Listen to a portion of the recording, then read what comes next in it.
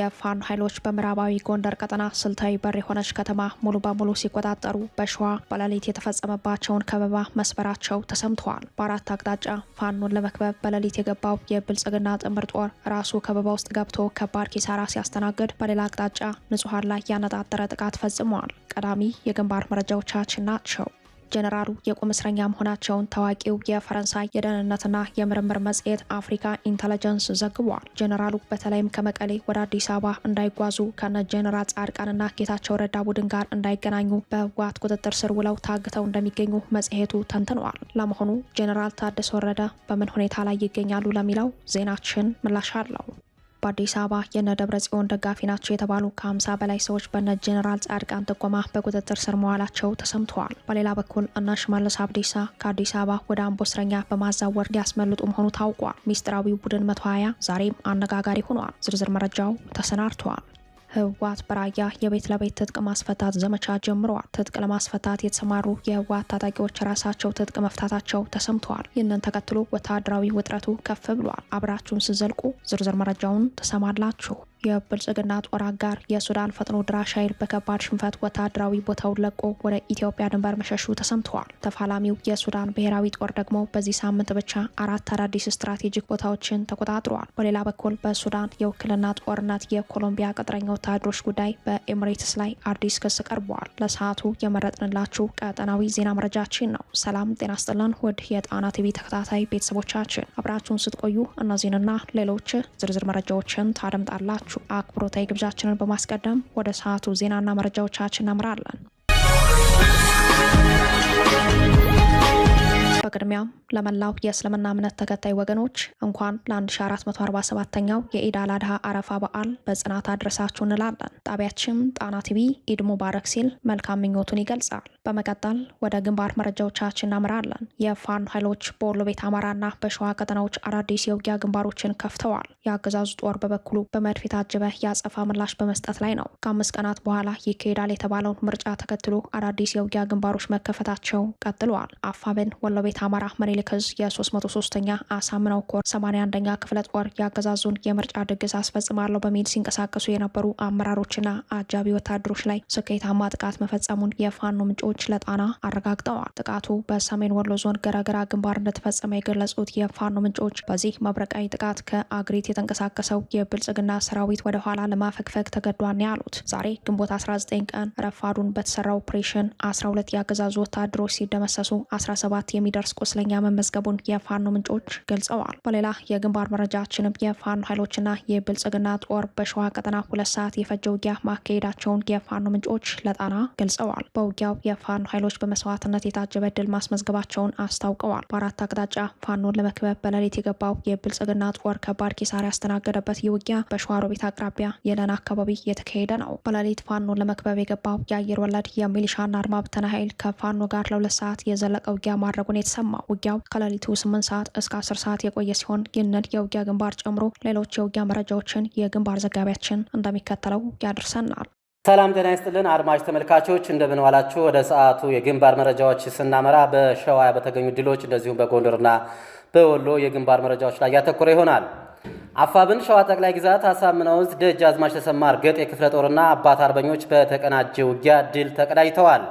አፋብን ሸዋ ጠቅላይ ግዛት አሳምነው ዕዝ በግንባር መረጃው እንደገለጸው ትናንት ግንቦት 18 2018 ዓ.ም ከጠዋቱ ጀምሮ መነሻውን ካጣዬ ከተማና ከሸዋሮቢት ከተማ በማድረግ ካጣዬ የኦሮሚያ ልዩ ዞንን ተገን በማድረግና ከሸዋሮቢት ከተማ በጎዜ ተራራ የተንቀሳቀሰው የስርዓቱ ሰራዊት ወደ የለን ቀበሌ ከተማ ምርጫ ለማስፈጸም የተንቀሳቀሰ ሲሆን የሙሐመድ ቢሆኔ ኮር የደጃዝማች ተሰማ እርገጤ የክፍለ ጦር የፋኖ አባላቶች የመከላከል ውጊያ ሲያደርጉ የዋሉ ሲሆን መልሶ ማጥቃት በማድረግ በአስገራሚ ጀግንነት ሲዋደቁ አርፍደዋል። የለን ቀበሌ አባት አርበኞች ከታደለ ወርቁ ብርጌድ፣ መሐመድ ስንደው ብርጌድ የተውጣጡ ተወርዋሪ ሻለቆችን በናጥፌና በስውር ጅረት በኩል አገዛዙን መጥተው መልሰውታል። የአካባቢው የጣና ምንጮች እንዳረጋገጡልን ዛሬ ግንቦት 19 በርካታ የአገዛዙ ወታደሮችን አስክሬን ማህበረሰቡ እያነሳ ስርዓተ ቀብር መፈጸሙን ሲገልጹልን በአውደ ውጊያ ወቅትም በፓትሮልና በአምቡላንስ ወደ ሸዋሮቢት ከተማ ሙትና ቁስለኛ ሲያመላለስ እንደነበረ ተገልጿል። አገዛዙ የመጣበትን ሳያሳካ ወደ መጣበት ሸዋሮቢት ከተማ የተመለሰ ሲሆን የፋኖ በትር መቋቋም ያቃተው አገዛዙ ንጹሃን አርሶ አደሮችን በማገት ፋኖን ማረኩ በማለት ሸዋሮቢት ከተማ ጄኔራል መድፍ እየተኮሰ ህዝብን ከማስጨነቁም አልፎ የጎለጎ አዲስ ጎጥ ነዋሪ የሆኑ አሰፋ የተባለ ከሁለት ህፃናት ልጆቹ ጋራ ለእርሻ ስራ ሲንቀሳቀስ በመርፍ ተመቶ ከነልጆቹ ቆስሎ በሕክምና ላይ ይገኛል።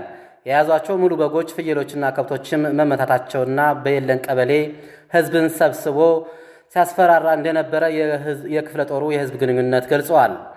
አፈሙዙን አስቀድሞ ለጨረባ ምርጫና የተንቀሳቀሰው ያገዛዙ ኃይል በከፍተኛ ፍርሃትና ድንጋጤ መድፍና ሞርተር ወደ ንጹሃን እየተኮሰ ወደ ሸዋሮቢት ከተማ መሸሹንም እዙ በግንባር መረጃው ላይ አመላክቷል። በሌላ አቅጣጫ ካጣየ ከተማ ወደ ላላ ቀበሌ ተጨማሪ ኃይል ወደ ብርቂቶና ሸሪፎ የተንቀሳቀሰውን በአካባቢው ተውጣጣው አባላት አባት አርበኞች ሙያቸውን ሲከላከሉት ውለው ከሰዓት መልሶ በማጥቃት ወደ መጣበት አባረውታል። በተጨማሪም ከመንዝማማ ሞላሌ ወረዳ ለምርጫ ቅስቀሳ ሰልፍ አደርጋለሁ ብሎ ወደ መለይና ይገም የተንቀሳቀሰው ያገዛዙ ሰራዊት በአካባቢው አባት አርበኞች ቀድሞውን ቦታ በመያዝ የሥርዓቱን መንገድ መሪዎች በመግደላቸው እቅዱን ሳያሳካ ወደ መጣበት ተመልሰዋል። በጎንደር ቀጠና በዛሬው ዕለት ከሲማዳ ወደ ሙጃ እንቅስቃሴ ላይ የነበረ ያገዛዙ ኃይል በአንበሳው ጋይንት ክፍለ ጦር ብርሃን ሻለቃና ጀኔራል ኃይሌ ዘውባንተ ክፍለ ጦር በሽሎ ሬጅመንት ከትናንት ጀምሮ እስከ ዛሬ በቅንጅት አዳዳ፣ አዘዋና ድመን ላይ መተውታል። ውጊያውም አሁንም የቀጠለ ሲሆን ያገዛዙ ሰራዊት እየተበተነ መሆኑን የጀኔራል ኃይሌ ዘውባንተ ክፍለ ጦር የህዝብ ግንኙነት ለጣና ቲቪ በላከው መረጃ ላይ ተመላክቷል። በወሎ ቀጠና 100 አለቃ ማዕረግ ያለው ያገዛዙ የጦር መሪን ጨምሮ 10 ያገዛዙ ወታደሮች ካገዛዙ በመኮብለል አፋብን ሚኒሊክ ዕዝ 105ኛ ኮር 71ኛ ክፍለ ጦር መቀላቀላቸውን አርበኛ ተመስገን በቀለ ለጣና ቲቪ ገልጾልናል። ካገዛዙ የመጡት የሰራዊት አባላትም በፋኖ የተደረገላቸውን አቀባበል አመስግነው ለጓደኞቻቸው ባስተላለፉት መልእክት ላይ ዓላማ ለሌለው ጦርነት ጊዜያቸውን እንዳያባከኑ ጥሪ አቅርበዋል። የክፍለ ጦሩ አዛዥ አርበኛ ለሊ ተሰማ በበኩሉ እንደየፍላጎታቸው አስፈላጊው ነገር ተሟልቶላቸው ወደ ቤተሰቦቻቸው እንደሚላኩም ተናግረዋል። ለጥንቅሩ ተስፋዬ ልሳኑ ነኝ ከዚያው ከትግሉ ሜዳ። በሌላ የግንባር መረጃችንም የፋኖ ኃይሎች በምዕራባዊ የጎንደር ቀጠና አንድ ተጨማሪ ከተማ መቆጣጠራቸው ተሰምተዋል። ከመተማ ከተማ በቅርብ ርቀት የምትገኝ የዳስጉንዶ የተሰኘች ወሳኝ ከተማ የተቆጣጠሩት ትናንት ግንቦት 18 ቀን መሆኑን የገለጹት የፋኖ ምንጮች ከተማዋ ስልታዊ በር መሆኗን ለጣና አረጋግጠዋል። ፋኖ ወደ ከተማዋ ከመግባቱ በፊት የከተማዋ መጠበቂያ ይሆናል በተባሉ ወታደራዊ ካምፖች ላይ ጥቃት በመክፈት በአገዛዙ ጥምር ጦር ላይ ከባድ የተባለ ኪሳራ ማድረሱን የገለጹት ምንጮች ፋኖ ወደ ከተማዋ ዘልቆ ከገባ በኋላ የምርጫ ቁሳቁሶችን ሰብስቦ ማቃጠሉን ገልጸዋል። ይህ ዜና በተጠናቀረበት ሰዓት ከተማዋ በፋኖ ኃይሎች ቁጥጥር ስር መሆኗን የፋኖ ምንጮች ለጣና አረጋግጠዋል። ከጎንደር ወደ ወሎ ቤት አማራ የግንባር መረጃዎች ስንሻገር የፋኖ ኃይሎች በመርሳ ከተማ የብልጽግናን የግዳይ ሰልፍ በማቋረጥ በርካታ ወታደሮችን ሙትና ቁስለኛ ማድረጋቸው ታውቋል። በምኒልክ ዕዝ 101ኛ ኮር 33ኛ ክፍለ ጦር በወሎ ቤት አማራ በሀብሩ ወረዳ መርሳ ከተማ ብልጽግና በወታደራዊ ኃይል አስገድዶ የሞከረውን የድጋፍ ሰልፍ አክሽፏል። በመርሳ ከተማ የመንግስት ሰራተኛውን ለድጋፍ ሰልፍ ካልወጣችሁ ደሞዛችሁን አግዳለሁ ብሎ ሲያስፈራራ የግል ተቋማትን ደግሞ ተቋሙን እንዲዘጉና ተሽከርካሪዎች እንዳይንቀሳቀሱ በሚል ለማካሄድ ያሰበው የድጋፍ ሰልፍ የከሸፈው በ35ኛ ክፍለ ጦር የፋኖ ኃይሎች እርምጃ እንደሆነ የፋኖ ምንጮች ለጣና አረጋግጠዋል። ይህንን ተከትሎ በመርሳ ከተማ የአገዛዙ ኃይል ሰፍሮበት የነበረው ወታደራዊ ካምፕ ላይ የፋኖ ኃይሎች በፈጸሙት የሞርተር ድብደባ በርካታ የአገዛዙ ወታደሮች ሞትና ቁስለኛ መሆናቸውን የፋኖ ምንጮች ለጣና ገልጸዋል። ጀነራሉ የቁም እስረኛ መሆናቸውን ዓለም አቀፉ ሚዲያ ዘገበ። ጀነራሉ በተለይም ከመቀሌ ወደ አዲስ አበባ እንዳይጓዙ ከነ ጀነራል ጻድቃንና ጌታቸው ረዳ ቡድን ጋር እንዳይገናኙ በህወሓት በአይነ ቁራኛ እንደሚጠበቁ በዘገባው አመላክተዋል። የህወሓት መፈንቅለ ስልጣንን ተከትሎ ጣቢያችን በሰራቸው ተከታታይ ዘገባዎች የጊዜያዊ አስተዳደሩ ፕሬዝዳንት ሌተናል ጀነራል ታደሰ ወረደ የቁም እስረኛ መሆናቸውን አመላክቶ ነበር። በጉዳዩ ላይ ተጨማሪ የደህንነት መረጃውን በሰፊው ያስነበበው ታዋቂው የፈረንሳይ የደህንነት ጉዳዮች መጽሔት አፍሪካን ኢንተለጀንስ ጀነራሉ በመቀሌ የቁም እስረኛ መሆናቸውን አረጋግጠዋል። ጀነራሉ በአደባባይ ከታዩ ሳምንታት ተቆጥረዋል። በአሁኑ ሰዓት ጀነራል ታደሰ የመናገርም ሆነ የመንቀሳቀስ መብታቸው ተገፎ በህወሓት ወታደራዊ ኃይል በአይነ ቁራኛ ክትትል ውስጥ መሆናቸውን ያመላከተው መጽሔቱ በተለይም ከመቀሌ ወደ አዲስ አበባ እንዳይወጡና ከነ ጀነራል ጻድቃንና ሰራዊቱ ጋር እንዳይገናኙ በከፍተኛ ክትትል ገደብ እንደተጣለባቸው ተተንትኗል። በህወሓት መፈንቅለ ስልጣን ከፈረሰው የትግራይ ጊዜያዊ አስተዳደር ፕሬዝዳንት ባለፈ በጸጥታ መዋቅር ውስጥ ከፍተኛ ወታደራዊ ሚና የነበራቸው በሰራዊት ውስጥም የማይናቅ ድጋፍ ያላቸው ጄኔራል ታደሰ ወረደ ለአንድ ደብረጽዮን ስልጣን ስጋት መሆናቸውን አፍሪካን ኢንተለጀንስ በዘገባው አመላክተዋል። አፍሪካ ኢንተለጀንስ ጄኔራሉ በህወሓት ወደ አዲስ አበባ እንዳይጓዙ እገዳ ተጥሎባቸው መቀሌ ውስጥ እንደሚገኙ አረጋግጠዋል። በጄኔራሉ ላይ እገዳው በተለየ ሁኔታ የተጠናከረው በጄኔራል ጻድቃን ገብረትንሳኤና በአቶ ጌታቸው ረዳ አማካኝነት ግንቦት 9 ቀን በአዲስ አበባ ይፋዊ ምስረታውን ካደረገ የትግራይ የሰላምና የለውጥ ምክር ቤት ጋር ተያይዞ መሆኑን ዘገባው አያይዞ ጠቅሷል። አዲሱ ምክር ቤት የቀድሞው ህወሓት አመራሮችን፣ ጄኔራሎችንና ተጽዕኖ ፈጣሪ ሰዎችን ወደ ራሱ ለመሳብ ከሚያደርገው እንቅስቃሴ ጋር ተያይዞ ስጋት የገባው የነ ደብረጽዮን ቡድን ጄኔራል ታደሰ ወረደን በልዩ ክትትል እንዲቆዩ በዙሪያቸው ሰራዊት ማሰማራቱ ታውቋል። ህወሓት ከጦርነት በፊት የነበረውን አስተዳደር መልሶ ካደራጀ ወዲህ ጄኔራል ታደሰ ወረደን ደጀን ከተሰኘው ፕሬዝዳንታዊ ጽህፈት ቤታቸው ወደ መኖሪያ ቤታቸው አውርዷቸዋል። የጣና መረጃ ምንጮች እንደሚሉት ደግሞ ጄኔራሉ በአንድ ቤት ከማረፍ ይልቅ ማረፊያ ቤትን በመቀያየር የክትትል ሁኔታውን መጥበቅና መላላት በመፈተሽ ላይ ይገኛሉ። እንዲያም ሆኖ ጄኔራሉ ዛሬም በህወሓት ታጣቂ በአይነ ቁራኛ የሚጠበቁ ሆነዋል። ህወሓት ጄኔራሉ ከመቀሌ ወደ አዲስ አበባ ከተማ ተጉዘው ተቃራኒ አቋም ካለው አዲሱ ምክር ቤት ጋር እንዳይቀላቀሉ የከለከለበት ዋናው ምክንያት በፓርቲው ላይ ከፍተኛ አደጋ ሊያደርሱ የሚችሉ እጅግ ሚስጥራዊና ስስ መረጃዎችን በእጃቸው በመያዛቸው መሆኑ የደህንነት መረጃ አቅራቢው መጽሔት አረጋግጧል።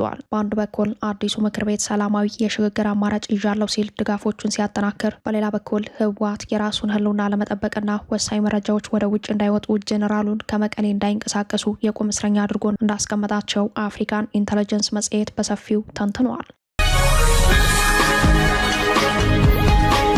በአዲስ አበባ የነ ደብረጽዮን ደጋፊ ናቸው የተባሉ ከ50 በላይ ሰዎች በነ ጄኔራል ጻድቃን ጥቆማ በቁጥጥር ስር መዋላቸው ተሰምተዋል። በሌላ በኩል እነ ሽመለስ አብዲሳ ከአዲስ አበባ ወደ አምቦ እስረኛ በማዛወር ሊያስመልጡ መሆኑ ታውቋል። ሚስጥራዊ ቡድን 120 ዛሬም አነጋጋሪ ሆኗል። በአዲስ አበባ ከመደበኛው የደህንነት መዋቅር ክትትልና ከምርጫው ጋር ተያይዞ በአዲስ መልክ ተጠናክሮ ከቀጠለው የብልጽግና ግብረ ኃይል ኦፕሬሽን ትይዩ የነ ጄኔራል ጻድቃን ገብረትንሳኤና ጌታቸው ረዳ ቡድን በአዲስ አበባ የህወሓት ደጋፊ ናቸው የተባሉ ሰዎችን እያሳፈነ ነው ተባለ። በአንድ ሳምንት ብቻ በአዲስ አበባ የህወሓትን ተልዕኮ ለመፈጸም ይንቀሳቀሳሉ የተባሉ ከ50 በላይ ሰዎች መታሰራቸው ተሰምተዋል። የታሰሩት በመደበኛው የደህንነት መዋቅር ክትትል ወይም የብልጽግና ግብረ ኃይል ሳይሆን በነ ጄኔራል ጻድቃን ገብረትንሳኤ ቡድን ጥቆማ አማካኝነት መሆኑን የመረጃው ምንጮች ገልጸዋል። በነ ጄኔራል ጻድቃን በኩል የተደራጀው ቡድን በአዲስ አበባ በቀጣይ ቀናት የነ ደብረጽዮን ደጋፊ ናቸው የተባሉ ሰዎችን በቁጥጥር ስር ለማዋል ስምሪት እንደተሰጠው ምንጮች ጠቁመዋል። ይህ በእንዲህ እንዳለ እነ ሽመለስ አብዲሳ ከአዲስ አበባ እስረኛ ሊያስመልጡ መሆኑ ተሰምተዋል።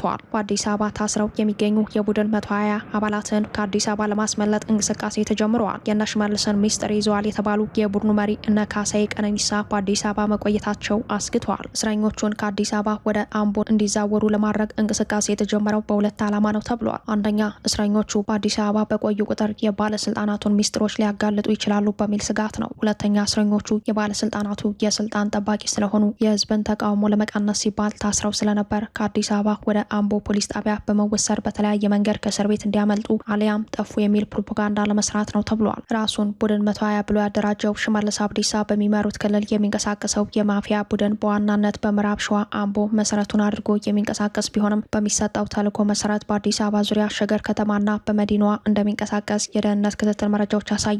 ምንጮች እንደሚሉት ቡድኑ በህዝቡ ከፍተኛ ተቃውሞ ሲገጥመው የቡድኑ መሪዎች በከፊል በቁጥጥር ስር ቢውሉም አሁን እስረኞቹን ከአዲስ አበባ ወደ አምቦ ማዛወር የተፈለገበት ዋነኛ ዓላማ ከስርና ተጠያቂነት ነጻ ለመውጣት ነው። በቀደመው የትግል ዘመን የለውጥ እንቅስቃሴና የህዝባዊ ተቃውሞ ማዕከል በመሆን የምትታወቀው አምቦ ከተማ በዚህ የማፊያ ቡድን ተጽዕኖ ስር የወደቀችው ስርዓታዊ ለውጥ የሚያመጣ የከተማ ትግል እንዳይቀሰቀስ በመስጋት እንደሆነ የሚገምቱ የጉዳዩ ተከታታዮች የቡድን 120 ማፊያ አደገኛ ባህሪ በብሔራዊ መረጃና ደህንነት መስሪያ ቤት ምርመራ ተደርጎበት ከጀርባው ባለስልጣናት እንዳሉ እንደተደረሰበት ምርመራውን ወረቀት ላይ እንዲቀር መደረጉን ያስታውሳሉ። እንደ ምርመራ መረጃው ከሆነ ቡድኑ ህዝብን ብቻ ሳይሆን የሀገሪቷን የጸጥታ ተቋማትን ስራ እስከ ማስተጓጎል የደረሰ አቅም ገንብቶ ነበረ። ይህንን ተከትሎ የብሔራዊ መረጃና ደህንነት መስሪያ ቤት አንድ ድብቅ የጥናት ቡድን አቋቁሞ 6 ወራት የፈጀ ጥልቅ ምርመራና ክትትል ያካሄደ ቢሆንም ጥናቱ ጠቅላይ ሚኒስትር ቢሮ ገብቶ እንደቀረ የመረጃው ምንጮች አስታውሰዋል።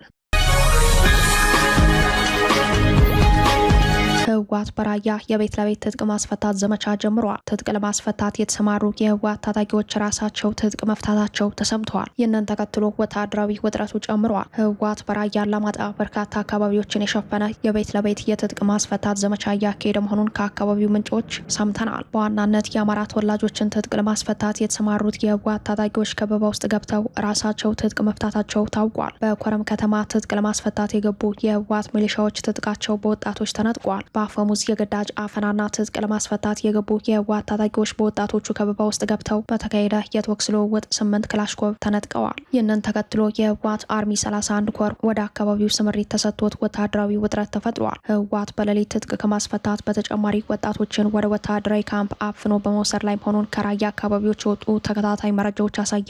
በጉዳዩ ላይ ተጨማሪ መረጃ ወጣው ሪፖርተር ጋዜጣ የህወሓት ታጣቂዎች በራያ አላማጣ ያሉ ባለመሳሪያዎችን በሌሊት ቤት ለቤት በመፈተሽ ትጥቅ ለማስፈታት ስምሪት መውሰዳቸውን አረጋግጧል። አሁን ህወሓት እያደረገ ካለው አዲስ ወታደራዊ እንቅስቃሴ ጋር በተያያዘ ምንም አይነት ተሳትፎ ማድረግ አልፈልግም ያሉ የቀድሞ ተዋጊዎች ሳይቀር መሳሪያቸውን እንዲያስረክቡ በማድረግ በግዳጅ ወደ ወታደራዊ ስልጠና ማዕከላት እየተወሰዱ መሆኑን ከአካባቢው ምንጮች ሰምተናል።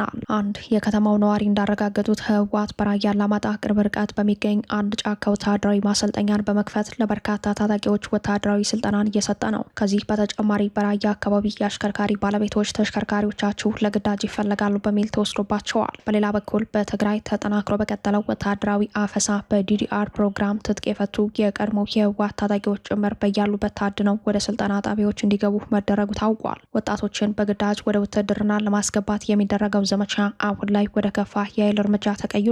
በትግራይ ክልል የተለያዩ አካባቢዎች በተለይም በአክሱም ከተማና በአካባቢው በሚገኙ ገጠር ቀበሌዎች በህወሓት የጸጥታ ኃይሎች አማካኝነት ወጣቶችን በግዳጅ ወደ ውትድርና የማስገባት ሰፊ ዘመቻ ተጀምረዋል።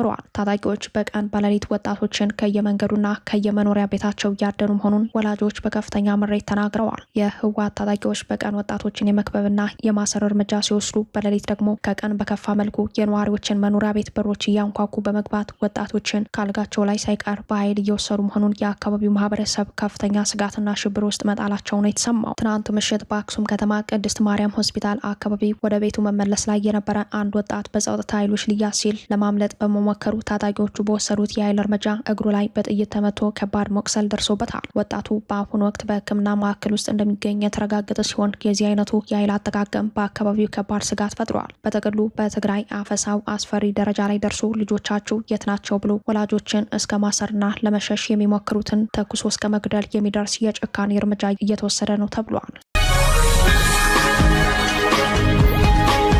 የብልጽግና ጦር አጋር የሱዳን ፈጥኖ ድራሽ ኃይል በከባድ ሽንፈት ወታደራዊ ቦታውን ለቆ ወደ ኢትዮጵያ ድንበር መሸሹ ተሰምተዋል። ተፋላሚው የሱዳን ጦር ደግሞ በዚህ ሳምንት ብቻ 4 አዳዲስ ቦታዎችን ተቆጣጥሯል። በሌላ በኩል በሱዳን በኮሎምቢያ ቅጥረኞች ጉዳይ በኤምሬት ላይ አዲስ ክስ ቀርበዋል። የሱዳን ብሔራዊ ጦር በሙሉ አቅም እየተዋጋ ያለው ኢትዮጵያን ማዕከል በማድረግ ነው። ጦሩ በኢትዮጵያ ግዛት ላለፉት 3 ሳምንታት በተለየ ሁኔታ ባደረገው መጠነ ሰፊ ዘመቻ ከታሰበው በላይ ድል እየቀናው መሆኑን ቀጠናዊ መረጃዎች ያመላክታሉ። ጦሩ በሳምንቱ ብቻ 4 አዳዲስ ስፍራዎችን መቆጣጠሩን አስታውቋል። ተፋላሚው የሱዳን ፈጥኖ ደራሽ ኃይል ደግሞ ስትራቴጂክ ቦታዎቹን በመልቀቅ ወደ ኢትዮጵያ ድንበር መሸሹን የሱዳን ትሪቢዩን ዘገባ አመላክቷል። በሱዳን ደቡብ ምስራቅ ግዛት ብሉ ናይል የሱዳን 4ኛ ሜካናይዝድ ክፍለ ጦር ግዛቱን ከፈጥኖ ደራሽ ኃይሎች እያጸዳውኝ ነው ሲል ተሰምቷል። ጦሩ በሳምንቱ ውስጥ ብቻ አብዳቅላ፣ አዲ፣ ዋሽምቡ፣ ሻንካር የተባሉ 4 ወሳኝ ወታደራዊ ቦታዎችን መቆጣጠሩን አስታውቋል። ጦሩ እነዚህ ቦታዎችን መቆጣጠሩን ተከትሎ ከፍተኛ ኪሳራ የገጠማቸው የሱዳን ፈጥኖ ደራሽ ኃይሎች ወደ ኢትዮጵያ ድንበር በመሸሽ ላይ ናቸው ተብሏል። የሱዳን ብሔራዊ ጦር ከ2 ቀናት በፊት በወታደራዊ ጠቀሜታዋ